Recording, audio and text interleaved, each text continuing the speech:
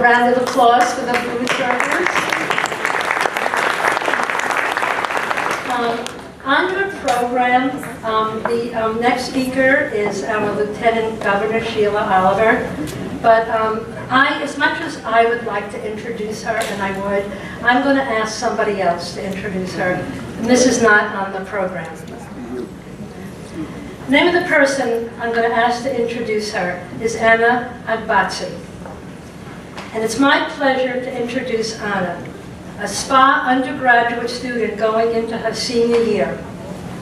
After I tell you a little about Anna, you'll understand why we have asked her to introduce the Lieutenant Governor.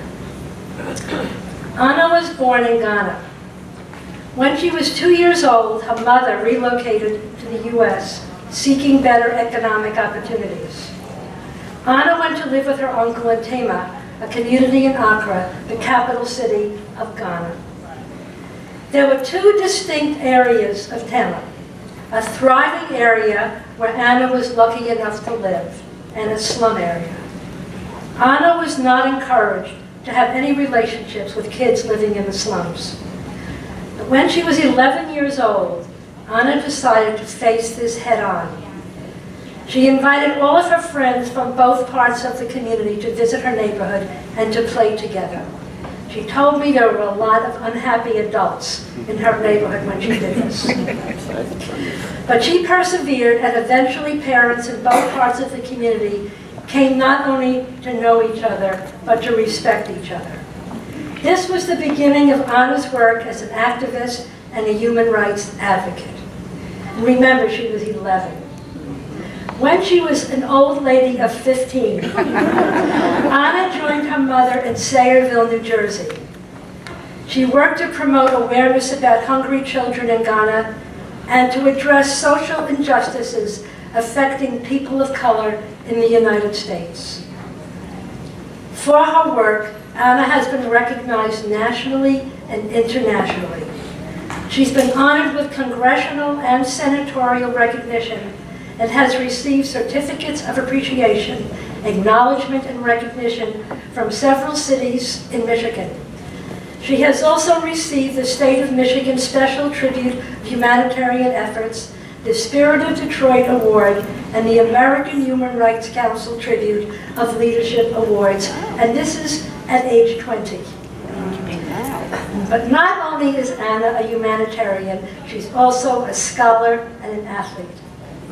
She was named this year's Scholar Athlete for our whole school.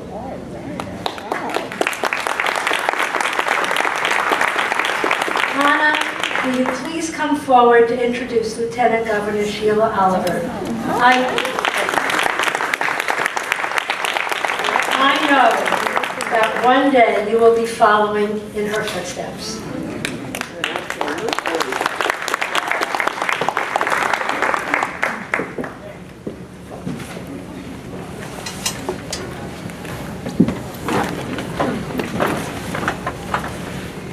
Good afternoon, everybody. Good afternoon. Thank you very much, Dr. Rubin. I'm here to introduce the Lieutenant Governor of New Jersey. Lieutenant Governor Sheila Oliver was born and bred in Newark, New Jersey, and has lived in Essex County her entire life. She was a county freeholder for several years and served as a member of the East Orange Board of Education. She also served as an assistant Essex County administrator from 2000 to 2018. Ms. Oliver was first elected to the New Jersey General Assembly in 2003 and was elected Speaker in 2010. She is the first African-American woman in New Jersey's history to have served in this position and just the second to lead a U.S. state legislative house.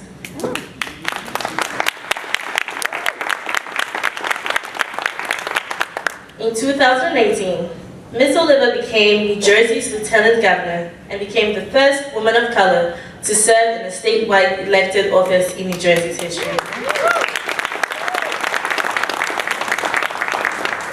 She has served on the board of numerous nonprofit organizations, including the United Way, the Global Women's Leadership Collaborative of New Jersey, and the East Orange Committee on the Status of Women. Ms. Oliver has received honorary doctorate of humane letters from Lincoln University in Pennsylvania, her alma mater, and Montclair State University, as well as from Berkeley College and Essex County College. She has also received numerous awards from organizations across the country, honoring her lifelong public service and advocacy for women's equality, education, and social justice. It is my honor to introduce Lieutenant Governor Sheila Oliver to deliver today's keynote address. Thank you.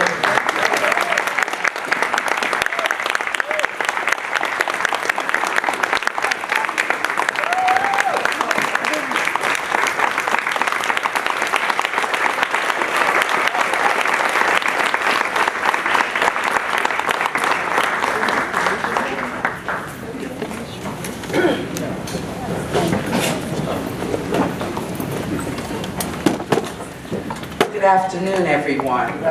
When I was 20 years old, I certainly could not have done what Anna just did. And let's give her another round of applause. And I had the opportunity to meet her mom, because Mom, we want to see a wave from you. And I know that she is sitting there with pride at this wonderful young person. Well, first of all, President Crump of the Newark City Council welcomed you to Newark, and I would like to welcome you to New Jersey. Welcome to the great state of New Jersey. And I shared with someone earlier today that, believe it or not, Ben Franklin once described the state of New Jersey as a valley of humility between two egotistical giants, New York and Philadelphia.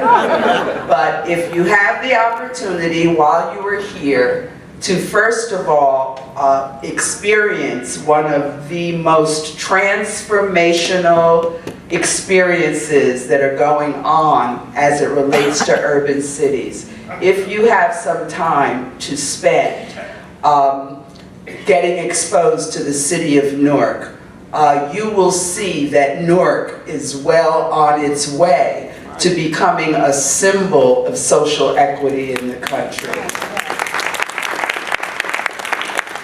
And, you know, something as I listen to Anna's story is a little, you know, similar to mine, but my journey, and let me just say, yes, I am the Lieutenant Governor. I also serve as the Commissioner of the New Jersey Department of Community Affairs. In New Jersey, if you are Lieutenant Governor, you also have to be a member of the Cabinet. So Governor Murphy has given me the opportunity to be at what we call DCA. And it is exactly my wheelhouse, because what I deal with as the Commissioner is the creation of affordable housing, administering low income tax credit deals with developers so that we can develop housing for low and moderate income families in New Jersey. I deal with all of the energy assistance programs. I deal with local planning services, and my department approves the budgets of the 565 municipalities in the state. So they got to come through me to get an approved budget. And what I do in looking at those budgets is look, you know, they often say you can tell the values of an institution or a unit of government by where it invests its money. And I have the opportunity to do that and to call mayors in and local governing officials and discuss where they're targeting their money. But the other thing we do is, in New Jersey, we had to create a program called transitional aid. And transitional aid is when you have a city that potentially could be on the brink of going under if they don't get significant help from the state. And we have several of our major cities in the state who are in the transitional aid program. It means that we do a lot of monitoring of their management systems, their financial systems. If they want to do bonding for capital expenses and other things, they have to get our approval. Because what we're trying to do is put those cities on a trajectory of being able to be self-sufficient.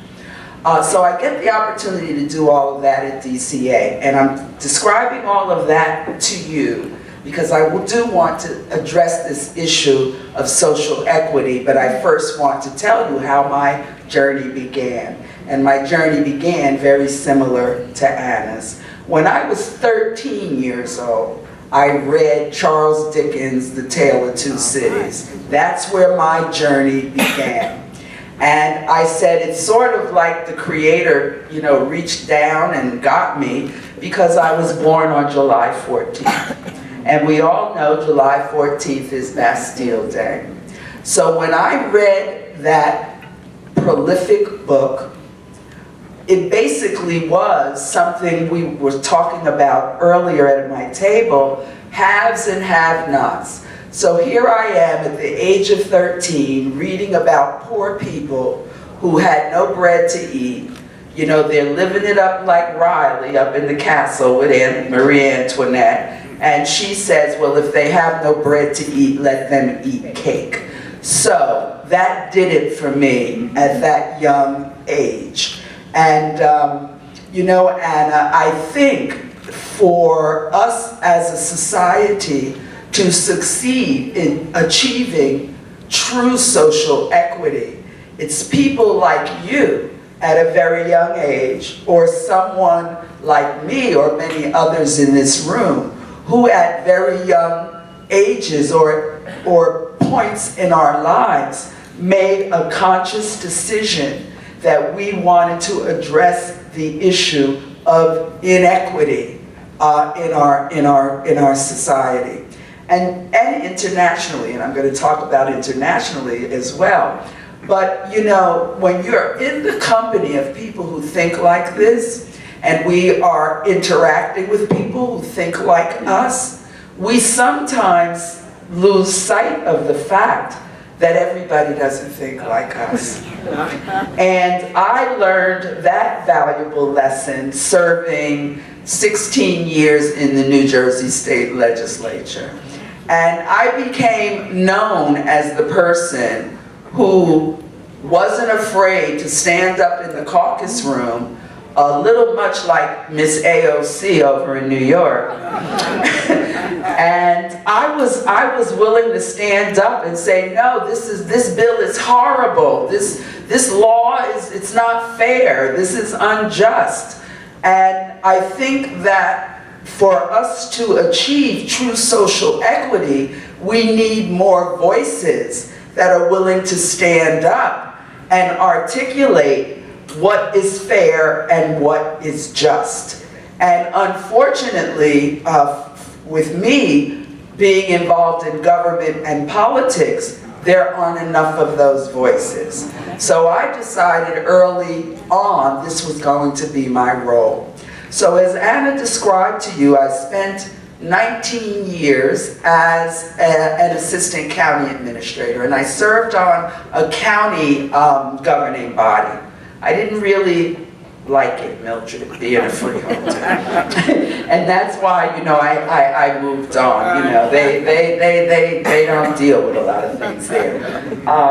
But when I had the opportunity to go to the state legislature, I had the opportunity not just to work within my legislative district, but I had the opportunity to get to know all 40 legislative districts of the state, the communities that were there, the problems that those communities were confronted with. So when I became the speaker, I made a commitment that I was going to visit all of the 40 legislative districts and as many of the 565 communities as I could, because being involved in government, and particularly in the legislature, if you are not that kind of legislator, you will stay in your own box amongst your own constituency, and you will develop sort of like a wall in terms of what is in the best interest of everyone. And so I made a commitment to be that kind of legislator. So as a member of the General Assembly, I sponsored bills that wanted to create a foundation for social equity in our state. And I was able to do that by co-sponsoring a law that created the Department of Children and Families in the state of New Jersey. And we had an infamous system in New Jersey. It was known as DIFAS. It was known as the New Jersey Division of Youth and Family Services. It was a foster care system. It was a system that intervened with problem families. But it developed a very bad reputation in terms of it created more harm for children and families than it did help children and families. So subsequently we changed the name of the department, but we changed the culture of the department, and we changed the way in which we recruited people to hold leadership positions in the department. I also, as a legislator, had the opportunity to sponsor a bill that would give more support to caregivers. And we know that we have an aging society in the United States. We all know what our health care challenges are with providing health care support to people when they reach a certain age. And I wanted the state of New Jersey to begin to examine and analyze how we could use our assets, our resources, and our policy making to better support caregivers. I had the opportunity to sponsor bills to create paid family leaves. And when we talk about gender inequity, it is generally women who suffer from having to leave the workplace to bear children, take care of and nurture those children. And then the other issue I don't have to tell you is the availability of childcare for women who want to work.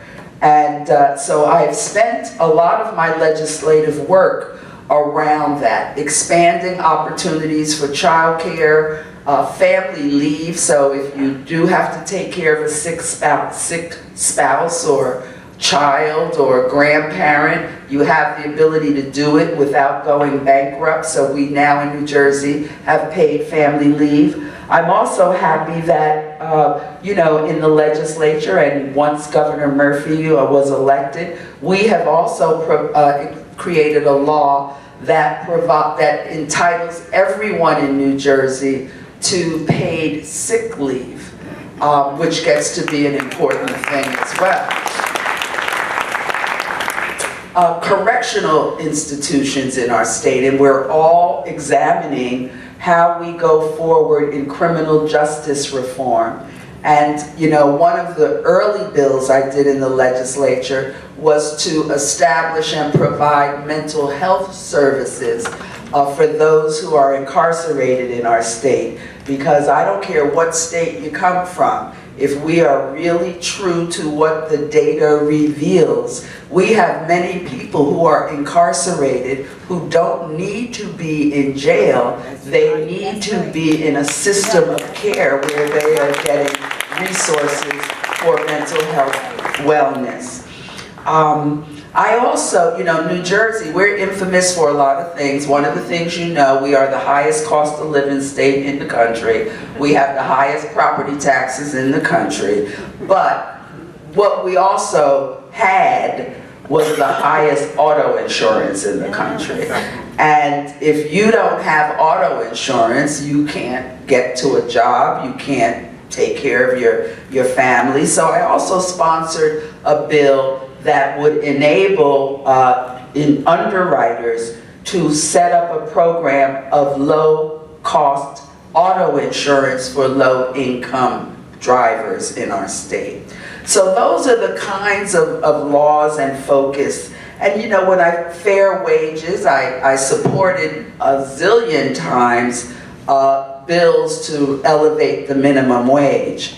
And with our last governor, that was tough, and he only wanted to give up 50 cents. to increase it, and that wasn't acceptable, and we finally got to $1, and I figured, well, if we could get everyone to vote on $1, we could circle back and you know, get a little higher. But I'm pleased that, you know, once Governor Murphy was elected, we were able to sign into law a $15 an hour minimum wage in New Jersey. So we do that as well.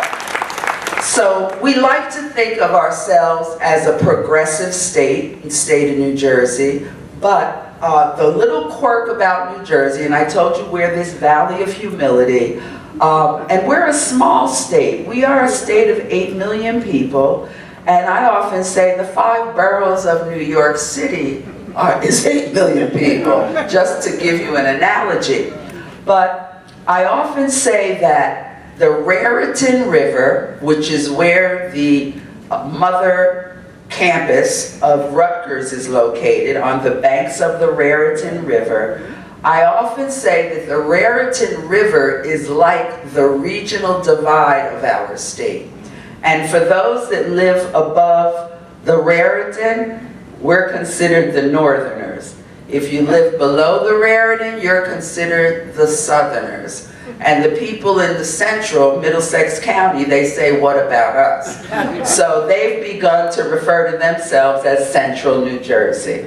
But we have had this regional divide in our state for decades. And, you know, my colleagues from the South would always tell me when we debate issues, you just watch, the South is gonna rise again, you know? And he'd act like Rhett Butler and Scarlett O'Hara. But as a result of that, there are ideological divides in our thinking and how we accomplish things and how we get to true social equity in the state of New Jersey. But we now have a governor who is he is socially progressive, like you would not believe. Right. And, you know, he practices, and as he travels around the state, he says, I am going to create a policy agenda that I told the people of New Jersey I was going to stand on if I am elected. So what were those things? The first bill that he signed the day after he was sworn in was a bill that created equal pay for equal work for women in this state. So we now have that as a law. He also created, you know, those minimum wage jobs I spoke to. He funded and created a law for pre-apprenticeship opportunity in the state of New Jersey, and I don't mean in the construction trades. One of the things that is creating the wealth gap in our state, and I'm going to speak about the wealth gap in a moment, but one of the things that created the wealth gap in New Jersey is, you know, the fact that our young people, because of the economy, and you know we call it a gig economy, a lot of our young people don't get the opportunity to hone marketable and transferable skills while they're young. When I was growing up in Newark, there were unlimited opportunities to do that. I am a baby boomer, but I can remember at age 15 working 3 days a week for a newspaper publisher in Newark, and I got the best skill in the world. We used to have to do his invoicing, and I am the best envelope stuffer you will ever meet. I have a whole system of how you get that paper in the envelope. I had an opportunity to work at the retail department stores seasonally. I learned to type in high school, so I was able to come to downtown Newark, and I could get summer jobs working for a mortgage company, preparing legal documents. Our young people don't get that opportunity anymore. And if you go to disadvantaged and underserved communities, the ability to get those kind of opportunities is even more intense. So I made a decision that, you know, we needed to create paid internship and pre-apprenticeship opportunities across all sectors of careers in New Jersey. So we do that as well. Now, we have an organization, you're going to hear from its leader during the course of the conference, but we have an organization that is called the New Jersey Institute for Social Justice. And it is headed up by a man, he used to be an attorney at the NAACP Legal Defense Fund. But the Institute was set up by a liberal thinking, very prominent attorney in New Jersey, the Lowenstein firm, and he endowed the Institute to work on problem solving on major public policy issues. So the Institute has honed in on juvenile justice reform.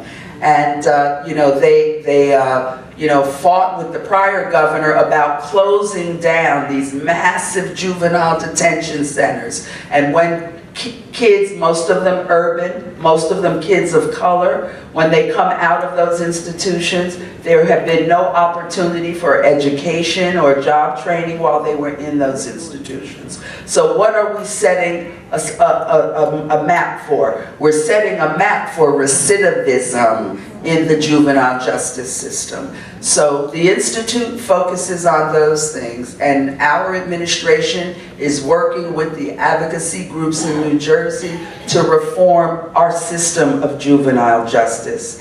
The wealth gap. One of the things the Institute wants to do, and interestingly, it really is a program model that grew out of the Clinton administration when they did welfare reform. And states could apply for funding to do these programs that they called self-sufficiency. And if you participated in the program, you would have access to an individual development account. And it was sort of set up as an incentive for someone to do job readiness, continued education, and at the end of their preparation period, that money was in an account for an apartment, for tuition, to buy a car, to get to a job, etc. One of the things the Institute is promulgating down in the halls of Trenton is for the state to maybe set up a trust fund for us to replicate that program that operated in the 1990s. And there are some states that are continuing to do that. The other thing, and I'm going to close with that, so this last thing, so we can get on with your program this afternoon. But in New Jersey, we are the most segregated state in the union based on our housing patterns, which also translates into the segregated school systems that are maintained in our state. But it all has to do with housing and the affordability of housing. So a wonderful, wonderful group of people about 3 decades ago took their case to the judiciary. And we got in New Jersey something that's called the Mount Laurel decision. The Mount Laurel decision is a Supreme Court mandate that every community of the 565 communities in New Jersey construct low and moderate income housing opportunity for people. And what you're beginning to, and trust me, boy, it's been fought against for 30 years. But we have a great advocacy group down in Cherry Hill called the Fair Share Housing Corporation. They are a group of social activist attorneys who go and file court cases against individual towns that are creating ordinances and laws that we call exclusionary housing laws. We're turning the tide. They've been hitting up on those towns, and out of our 565 municipalities, we now have approximately 283 towns in New Jersey who have engaged in court settlement, and you can travel all around New Jersey now from one end of the state to the other, and you will see housing being developed. The thing I want to say that is important about equity in housing. Never ever again in this country should we do what was done in the 1950s, creating public housing and massive concentration of disadvantaged people. Never again should we do that. So the housing you see being built now, we encourage what we call mixed income and mixed use development. In New Jersey, we are focusing in on transit-oriented development.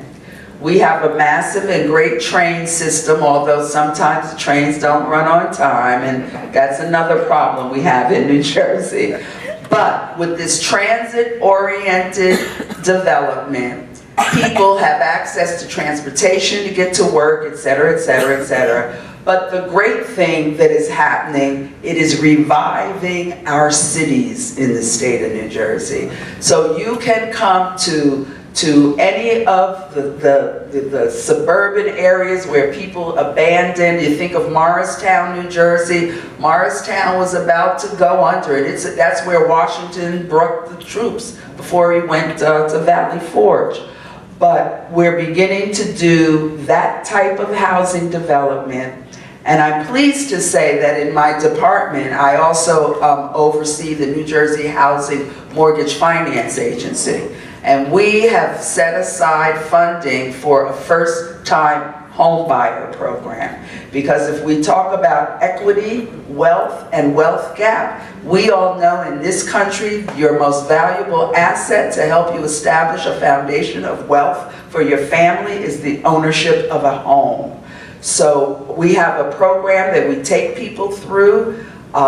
First-time home buyer, in our definition, that you haven't owned a home in the past 3 years.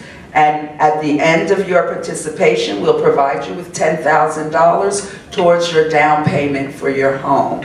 And I think that the challenge for us in social equity is to close down that wealth gap. Education, you're going to hear about that all day, through your conference, I know. Health, those other kinds of things. But housing also sets the tone, because housing patterns affect our school districts. And then I'm just going to close on the note. I think that there's no such thing as one type of education fits all. I'm now speaking about the K-12 experience. And some kids are going to do better in a small, some are going to do better in a charter, some are going to do better in a parochial. But I just want to close with this. For us to sustain true social equity in this country, we must commit that we shall always support free and open public schools in each of the 50 states. And I don't want to debate, what is the best, but the reality is the United States would not have emerged as a world leader and one of the top economic engines of the world if it were not for people in New Jersey having access to a free public education. Let's not forget that lesson. And I'm going to close with this. Always remember the national conversation about immigration. We are all immigrants in the United States. Every single last one of us. And you're in the New York region. You can see the Statue of Liberty from New Jersey. Never forget, and I tell this to constituents around the state, you cannot engage in an anti-immigrant conversation in the state of New Jersey, because this was a state that was built on the backs of immigrants. Let us not forget that. I don't care what region of the country you come from. In some regions it was Polish immigrants. In some regions, it was Scandinavian immigrants. For us in New Jersey, Italian and Irish immigrants. And African Americans came to this very city when it was part of the Great Migration from the South to the North. And they came to this area, the Northeast, for jobs in the industry that was here. So let us not forget that this is a country that belongs to everyone. And let's cut the nonsense out about a wall. Thank you.